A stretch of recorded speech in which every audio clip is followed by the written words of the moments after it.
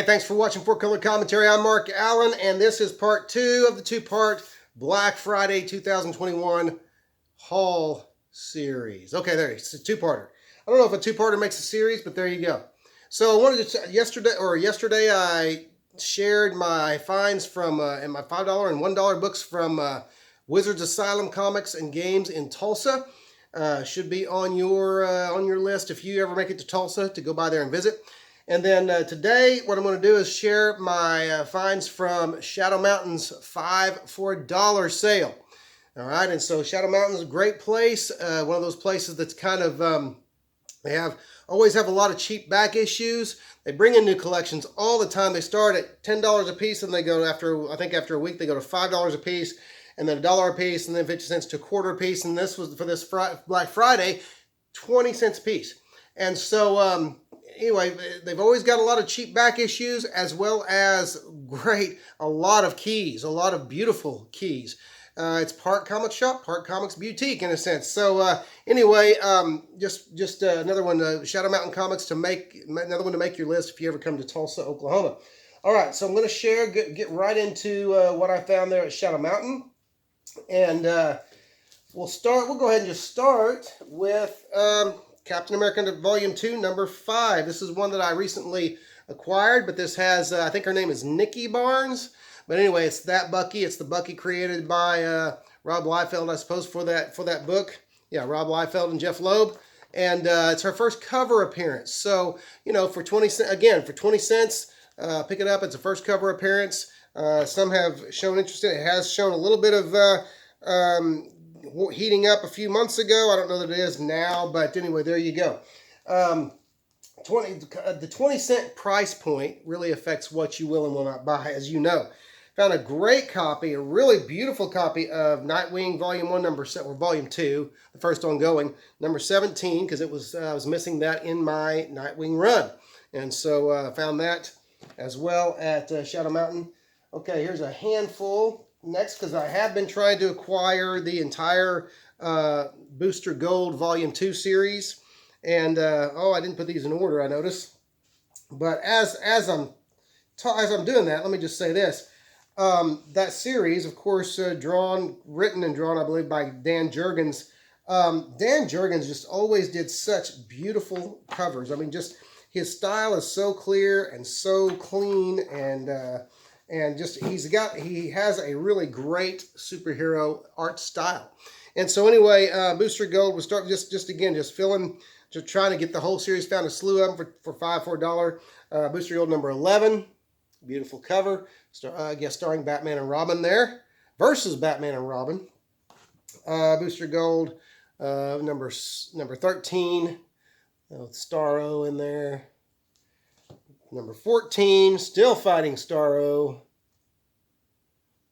And number 17, love that cover. Just Jurgens' style is just so wonderfully apt for the superhero genre. Number 18. Number 19. Okay, number 20 with a very impressive background there with the Russian hammer and sickle. I love that rust red. It's a beautiful cover. Number 21, crossing Batman again. It's just not a good idea. All right, number 22 with a great Teen Titans Deathstroke the Terminator cover on there. Okay, number 25, again guest starring Batman and Robin. He interacted a lot with Batman. Of course, you know, from what I can gather, the premise of the Booster Gold Volume 2 was just him hip-hopping through time at key moments in DC's history. And then number 28 with the third Blue Beetle, Jamie Reyes. Okay, so great, glad to find those, because they just, what few I've read, I stopped after I read a few and realized I liked it, because I thought, okay, I want to read these all together if I can, and so I can enjoy the whole thing. Okay, here is Detective Comics number 4. This is a beautiful, in fact, I'm going to take this out. Louise Simonson story, Tom Grindberg art. One little ding in the spine. If not for that, it'd be just a perfect book almost. But this is Tom Grindberg. Tom Grindberg, I love his Batman. I'm trying to find a good page Tom Grindberg does Neil Adams better than Neil Adams does Neil Adams these days. And this is a 1991 annual. And so I just love Grindberg's work on Batman. Very much of the Neil Adams school. In fact, I don't know, someone out there could maybe tell me, did Grindberg work for Continuity Comics? I think he might have, just gauging from his style. But here's a great image of Batman atop the sign there. Just so I love, this is a great, good story. Louise Simonson never disappoints as a writer. And anyway, Detective Comics number 4, 1991. This next one I would not normally have gotten, well, 20 cents. But also it's Ditko, Steve Ditko art throughout, cover and all. And then, but what this is king size annual number 1 from 1979, I believe. This is Micronauts annual number 1. Now, the main reason I got this is when I pulled, even through the bag, I could see, okay, this is really a nice book. And it is a square bound spine, which many of Marvel's annuals were. But look at that. I want to get you a good close look at what good shape that spine is in. Listen, anytime you can find a Bronze Age or before, or even a modern age, with a square bound spine that is intact, is not no breaks, no dings, nothing like that, no cracks as I call them. That's a good buy for 20 cents, okay? And you just put that back because, as you know as well as I know, and not for reading enjoyment, but for collectability, condition, okay? Here's a handful of Bronze Age, speaking of Bronze Age, that I picked up for 20 cents a piece. Kazar, Lord of the Savage Land number 4, okay? With a great Frank Brunner cover on there. Let's see who did the interiors. I haven't looked at these yet. Art by Don Heck. Well, as I like to say, Heck. Okay, and then Thor. These were a couple of nostalgia picks. Thor number 5 or number 312 with the first appearance of Tyr, and then also Thor number 315. Thor battles the Bi-Beast. I just thought that was such a great story. Whenever I was young, both of them.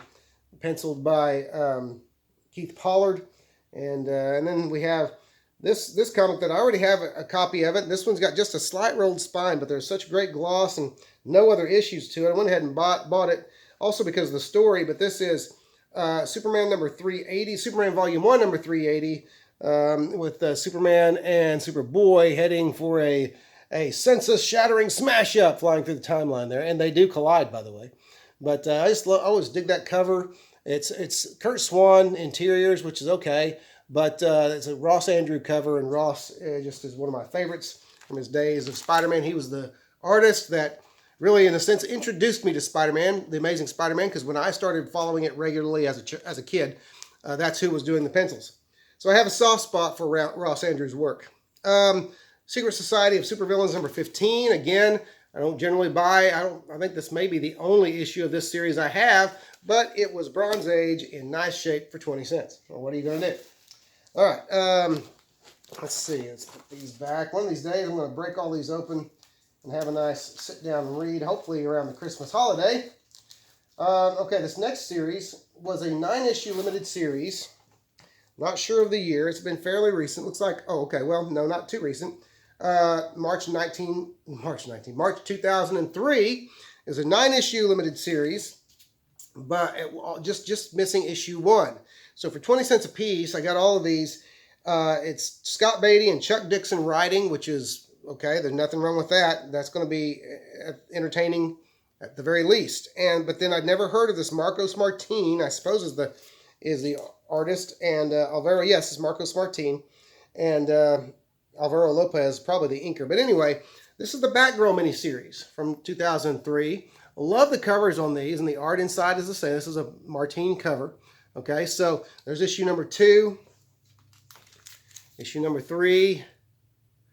Like I say, I'll go ahead and get issue number 1 soon enough. Issue number 4, because I do want to read this. I think it's going to be a fun story. Issue number 5, I think this may be my favorite cover out of the whole series. But of course, I haven't seen issue 1. Issue 5. Issue 6 is very cool as well. You have Batgirl on her motorcycle, and of course we know who this is. The fishnets kind of give it away, but Black Canary. Okay, so number 6, number 7. And number 8. Can you say Facepalm? And number 9. This is a great cover as well. What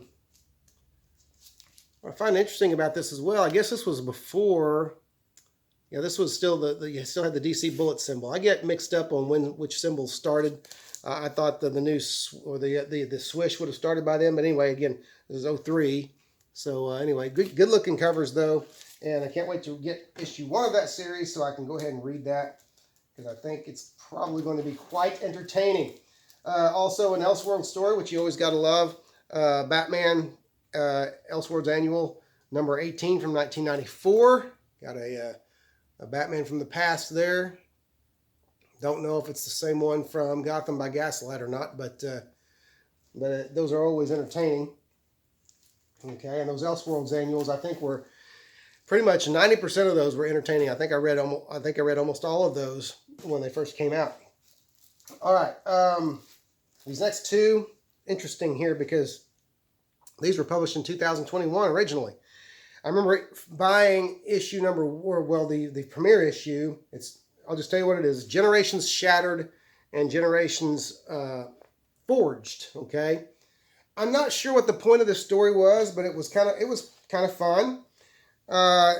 Commandy, of all people, was in charge of gathering up individuals, heroes from different and villains from different timelines to help stop this time crisis. Okay, there were at least 2 issues to Generations Shattered, because I bought one back in March when it came, or some point. It may have been turn of last year, December, January, November, somewhere in there. So maybe a year ago. I read it and it wasn't bad, but it was $10, retailed for $10. Well, when you have a chance to get them $5 for $1, you go ahead and buy them. These are bookshelf format, as they used to say, and so anyway, that's a cool cover. I love the painted cover there.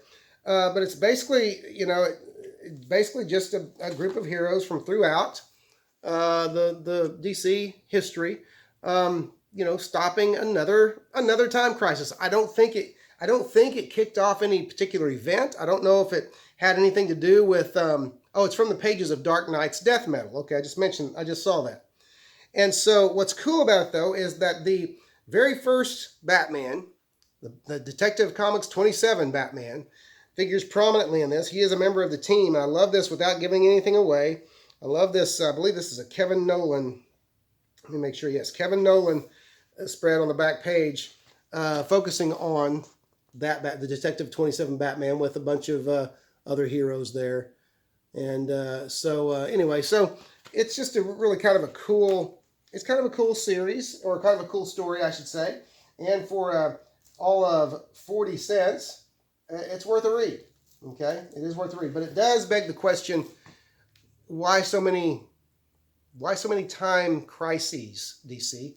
Why do we do that? All right. Okay, these next 4, I already had a copy of this particular comic, but you know how I like gimmick covers and exclusives. So what I have here is I didn't realize this came polybagged, sealed. I didn't realize it was an exclusive Walden Books hologram edition. I'm talking about Universal Soldier #1. Okay, I didn't realize it was a Walden Books exclusive. Okay, I knew it was a hologram, obviously, but I did manage to find 4 of these. So I thought, they're sealed, they're exclusives, they're hologram, they're an early hologram too. I don't know how long after Boffo Laughs they came out. Boffo Laughs #1 being the first hologram cover. But there you go. So I thought, those aren't a bad deal for 20 cents a piece. Superman the Man of Steel to number 82. This just kind of followed, again, talking about retro DC history and such. It kind of followed a story that went back and forth between the modern Superman and 1938 Superman. So I liked that, and that was just for my personal reading. Another sealed bagged book. This is a first appearance of a character that's about to get I think a Netflix animated series, I believe, but it is first comic book appearance of Ultraman. And what makes this, to me, unusual is this is kind of unusual in the sense that this is a virgin cover underneath this. All of the illustration and such is on the bag, okay? The letters, the blurbs, it's all on the bag. That is an actual virgin cover. I wish I'd gotten another one because they had 3 or 4 of them. I wish I'd gone ahead and gotten another one so I could open one and just enjoy that virgin cover. But it is bagged with a card, and he is about to get his animated series on Netflix. The book has, according to the Key Comics app, which doesn't always get it right, quite frankly. This thing is, it's trending upwards to $10. Well, right now it's not. At least it wasn't when I checked it before this video, a couple of days ago. All right, got this one not because I'm a big Spawn fan, but because I am a McFarlane fan, and I liked this character. And this is Spawn number 6, first appearance of Overkill. And I believe that's his name. I just remember him because I remember liking him. I did buy Spawn the first 10 or 12 issues when it first started. And I liked this character. I remember he struck me as he'd be cool Iron Man villain, okay? But anyway, so it's just the book is in such nice shape. It is a first appearance. So I thought, what the hey?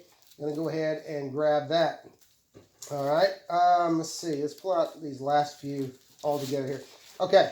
A few more Bronze Age here that I was glad to get. Even at 20 cents, they're kind of beat, but even at 20 cents, they're going to be fun read. Marvel 2-in-1 number 4, The Thing and Captain America. Okay, Marvel 2-in-1 number 10, The Thing and Black Widow. A little brighter cover there. Nicer. Got some spine dings, but looks cool. And then Marvel 2-in-1 number 11, The Thing and the Golem. Now, this is interesting because for my love of Marvel's 70s horror books, lots of, largely reprint, but they did do some new stories. They came up with the Golem, a new character in the Bronze Age of Marvel.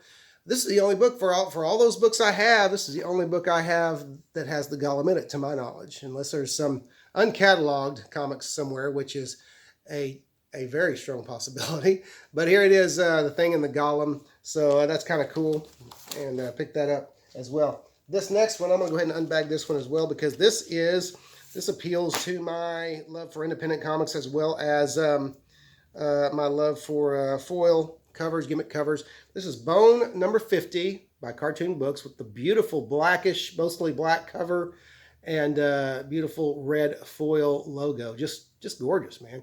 And this one does have one little spine issue. Where is it? Right about there. I think I'm going to probably cold press it just to see if I can make that a little more perfect. Yes, Night Tiger, I am probably a bit of a perfectionist on some of this stuff. But for a book that black, that glossy, that gorgeous, I want to get it as close to perfect as I can, just for my own.